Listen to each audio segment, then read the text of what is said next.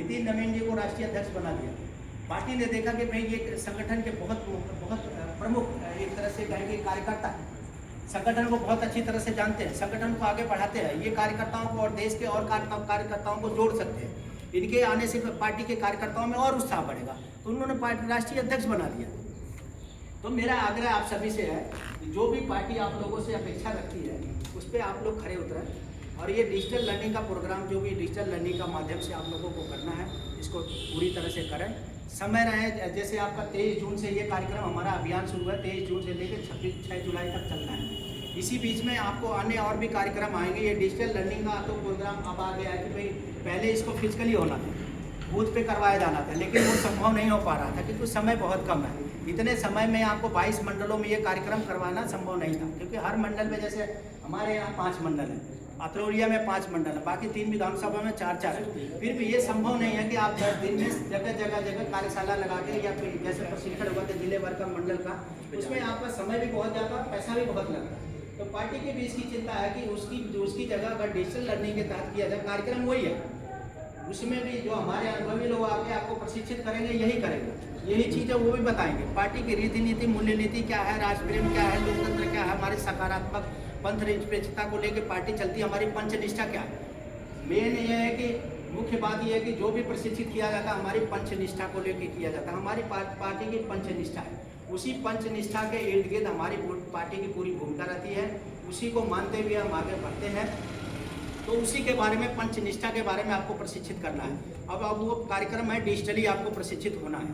तो आप अपने मोबाइल में, इसका एक ही माध्यम है कि आप डिजिटल इसलिए बोला जाता है कि जब कोई कार्यक्रम आपको कंप्यूटर के माध्यम से, इलेक्ट्रॉनिक संचार, इलेक्ट्रॉनिक सुविधाओं के माध्यम से, चाहे कंप्यूटर हो गया, चाहे मोबाइल हो गया, चाहे इंटरनेट के माध्यम से, जब कोई भी आप कार्यक्रम या संचार व्यवस्था आगे करते हैं, आदान प्रदान करते हैं, उसको बोला जाता है डिजिटली आप करते हैं।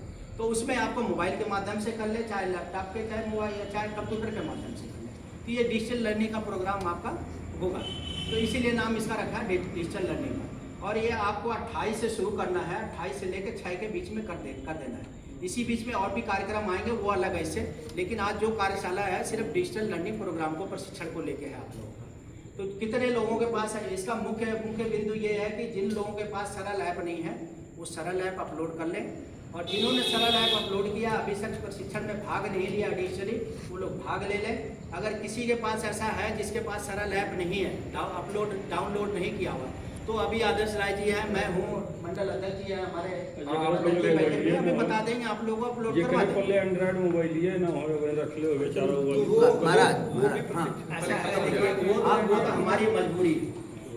अब बहुत सारे लोगों का ऐसे कार्यकर्ता है जिनके पास वो मोबाइल नहीं है, भाई वो कीपैड वाला मोबाइल है, ये तो संभव नहीं है मंडल अध्यक्ष की मोबाइल खरीद के दे मैं दूं या फिर कोई मोबाइल दे, वो संभव नहीं है। वो उनकी, देखिए उनकी अपनी पार्टी में क्या सहभागिता हो सकती है, क्या साधन उपलब्ध करा सकते हैं, कैसे कर सकते हैं, हो सकता है अन्य माध्यमों से वो किसी और घर में और कोई किसी न किसी, मैं ये नहीं मानता कि घर में किसी के पास आज की डेट में वो स्मार्टफोन नहीं हो। चलो बाप उतना स्मार्टफोन है, वो घर के किसी माध्यम से चल सकता है। नहीं, अच्छा है, उन्होंने अच्छा विषय उठाया। बहुत सारी ऐसे लोगों की बातें आएगी हमारे पास मोबाइल नहीं, पता चलो कौन अब पांच तो आस्थे से बताओ जी, खड़ाइए बताओ अभी बदन बैठल हुआ है कार्यशाला में सिखाई ना बोल मैं ना चुप रहा मैं खाली अरे ठीक, पांच ठीक बोल रहे हैं तो देखो मत रोड़ा बना। पंचनिष्ठा है, देखिए हमारा है राष्ट्र प्रथम, सर्वप्रथम हमारा राष्ट्र। अब बताओ ना अभी बताएं सकारात्मक, हमारा सकारात्मक पंथ, सकारात्मक पंथ निरपेक्ष, उपाध्यक्ष आगे हमारी पंचनिष्ठाएं। और उसमें आपको बता देता है जो हमारी पार्टी के संविधान की धारा 3 और 4 है, उसमें एकात्म मानववाद और अंत्योदय, ये 2 चीजें उसमें समाहित किया हुआ। तो अंत्योदय जो धारा 3 है हमारे संविधान की पार्टी का, धारा 3 के आधार पर हम आगे बढ़ते हैं। उसका मतलब ये है अंत्योदय का कि जो समाज के पिछले पायदान पे लोग खड़े हैं उनको आगे बढ़ाना। और जब भी मोदी सरकार के जब शपथ लिया था मोदी जी ने, हमारी 2014 में सरकार बनी थी, तो उन्होंने एक घोषणा करी थी कि ये हमारी सरकार गरीबों के लिए सरकार है। वो इसलिए करी थी कि अंत्योदय की भावना को हमारी पार्टी के संविधान धारा 3 में लिखा हुआ है। अंत्योदय का मतलब है कि हम गरीबों के कल्याण के लिए, बाकी तो लोग सक्षम हैं, सक्षम के लिए किसी सरकार की जरूरत नहीं है, सरकार करे या ना करे वो सक्षम है, कर सकते हैं। आज उनको, आज लंदन में जाना सरकार की किसी सुविधा की जरूरत नहीं है उनको, वो फ्लाइट पकड़ेंगे चले जाएंगे। को अगर एयरलिफ्ट करना है, किसी का बीमार है, पेशेंट है, तो वो चला जा सकता, दिल्ली लेके जा सकता है एयरलिफ्ट करा के, उसको सरकार की जरूरत नहीं है। तो ये सारी चीजें हैं, सक्षम के लिए सरकार की जरूरत नहीं है। सरकार यह साधन उपलब्ध करा सकती है उनको, भाई रोड उपलब्ध करा सकती है, एयरपोर्ट उपलब्ध करा सकती है, रेलवे उपलब्ध करा सकती है, आपको मेट्रो करवा सकती है, वंदे भारत करवा सकती है, लेकिन वो जो सक्षम है वो लोग जाएंगे, और जो नहीं सक्षम है सरकार उनके लिए सब्सिडी देती है। आज भी हमारे देश में बहुत सारे ऐसे किसान हैं जिनके पास कई हजारों एकड़ की जमीनें पड़ी है, 100 एकड़, 10 बीघा, 15, 20, 50, 100, 200 बीघे, वो सक्षम है, उनको सब्सिडी की जरूरत नहीं है। सब्सिडी की जरूरत किसको है? सरकार किस लिए चलती है? किस लिए कहा जाता है कि कल्याणकारी एक सरकार होनी चाहिए? ये हमारे देश में जो कल्याणकारी सरकार है, ये कल्याणकारी सरकार का मतलब यही है कि गरीबों का आप कल्याण करें, चाहे योजनाओं के माध्यम से करें, चाहे सब्सिडी के माध्यम से करें, किसी भी माध्यम से करें, लेकिन गरीब प्रथम होना चाहिए। सक्षम के लिए कोई योजना नहीं है। जब भी कोई योजना बनाएंगे सरकार हमारी बनाती है, 2014 से लेके अभी 2026 तक का रिकॉर्ड है। चाहे आप ले लीजिए स्वास्थ्य सेवा के क्षेत्र में, चाहे आप आवास योजना ले लीजिए, शौचालय ले लीजिए, किसके लिए था? भाई सक्षम लोगों के पास पहले था। उजाला योजना हो गई, उज्ज्वला योजना हो गई, मातृत्व योजना हो गई, बहुत सारी ऐसी योजनाएं हैं, किसके लिए बनाई है सरकार ने? भाई सक्षम लोगों के पास तो पहले से ही था, गैस सिलेंडर भी था, उनके घर में बिजली भी थी, रोडों की सुविधाएं दी जा रही है गांव गांव तक। आज की डेट में 99% गांव रोडों से जुड़ चुके हैं। रोडों से जुड़ने का मतलब कि आप समझते हैं किसको जोड़ा गया है? जो सक्षम व्यक्ति होता है या तो वो शहर में शिफ्ट हो जाता है, या गांव के बड़े मार्केट में या टाउन एरिया में चला जाता है, वो घर ले लेता है। मैं सबकी बात नहीं कर रहा हूँ, लेकिन ज़्यादातर देखने में ये आया है। अपने क्षेत्र में भी आप देख लें, लोग आजमगढ़ में चले जाते हैं, कुछ लोग लालगंज में बस जाते हैं, कोई ठेकमा के मार्केट में चले, जो बड़ी मार्केट है जहाँ सुविधाएं उपलब्ध होती है। लेकिन गांव में वो रहना पसंद नहीं करते थे पहले। क्यों? क्योंकि उनको साधन उपलब्ध नहीं हुआ करते, जाने आने जाने का रास्ता नहीं था। लेकिन मोदी सरकार ने अब लगातार ये प्रयास करके गांव को भी सड़क से जोड़ दिया। उसमें फायदा सबसे ज़्यादा किसका हुआ? गरीब लोगों को। तो ये सारी चीज़ें हम ही और आपके लिए है, हम उतने सक्षम नहीं हैं। मैं सक्षम की बात उन लोगों को करता हूँ जो अरबपति लोग, जिनके पास 10, 20, 50 करोड़ है, जो अरबपति है, और करोड़ों में 1-2 करोड़ की गिनती नहीं होती सक्षमों में, करोड़ों में होती है। जिसके पास 50 करोड़ हो, 75 करोड़ हो, 60 करोड़ हो, वो लोग आते हैं भाई सक्षम में, उनके पास सारी सुविधाएं हैं, कहीं से भी, कहीं किसी भी दुनिया के कोने से सारी सुविधाएं लाकर अपना इकट्ठा कर सकते हैं। तो कहने का मतलब है कि जो हमारी सरकार प्रयास कर रही है उसमें आपकी भागीदारी मांग रही है। अब भागीदारी किस रूप में आप इस देश को अपनी सेवा दे सकते हैं, वो आपको निर्धारित करना है। और उसी का माध्यम ये है कि डिजिटल लर्निंग प्रोग्राम, आप पार्टी के बारे में जानें, पार्टी की अगर नीतियों को जानेंगे तभी आप अपना, एक कहा जाता है कि संगठन के कुछ नियम हैं। एक होता है उसका कॉन्स्टिट्यूशन, संविधान, किसी भी पार्टी हो गया, कोई संस्था हो गई, उसके सबके एक होते हैं। उसके बाद आता है आपका कंसेंसस बनाना, कंट्रीब्यूशन, कोऑपरेशन। ये सारी चीज़ें जब आप जानेंगे नहीं तो स्वेच्छा से कैसे आप कंट्रीब्यूट करेंगे पार्टी? भाई चीज़ें जानेंगे तभी तो आप पार्टी को कोऑपरेट करेंगे, अपना सहयोग देंगे। जब आप समझ जाएंगे तो आपका कोऑपरेशन भी आएगा, कंट्रीब्यूशन आएगा पार्टी के, तब स्वेच्छा भाव से आप पार्टी के लिए अपना सब कुछ देने के लिए तैयार रहेंगे। पार्टी जो आपसे अपेक्षा रहती है वो आप उस पर खड़े उतरेंगे।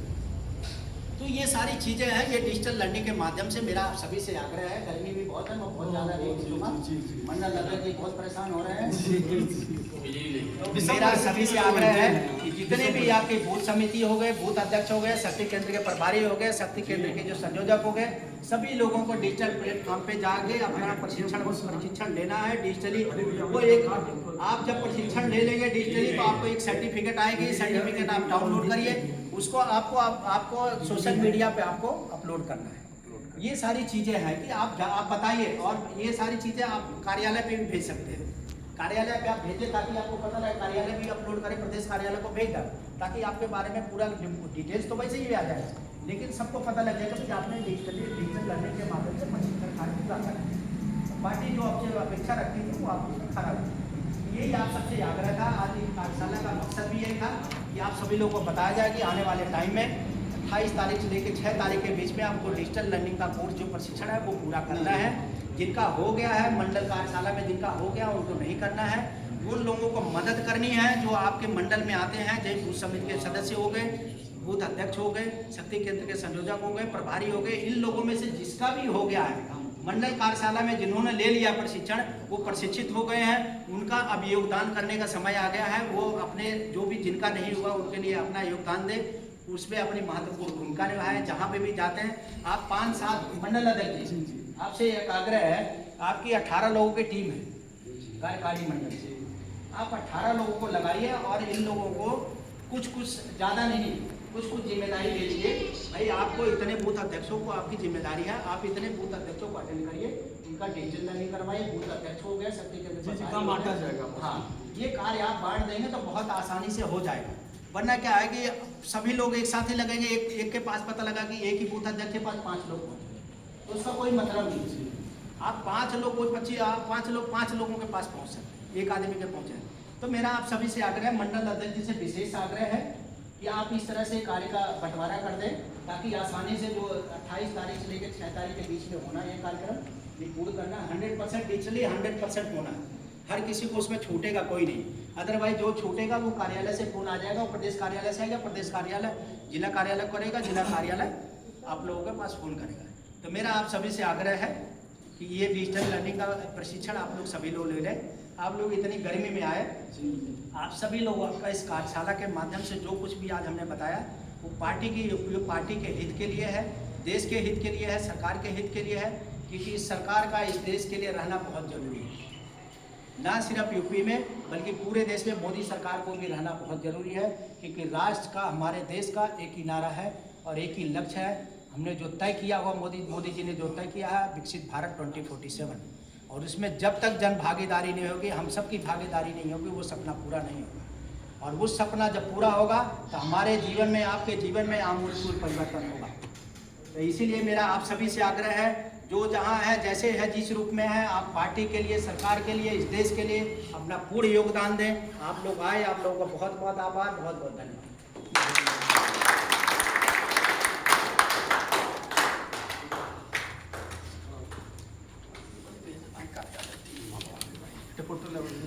खड़ा है। अरे भैया बैठे हुए, भैया को दीजिए। हाँ समझ रहे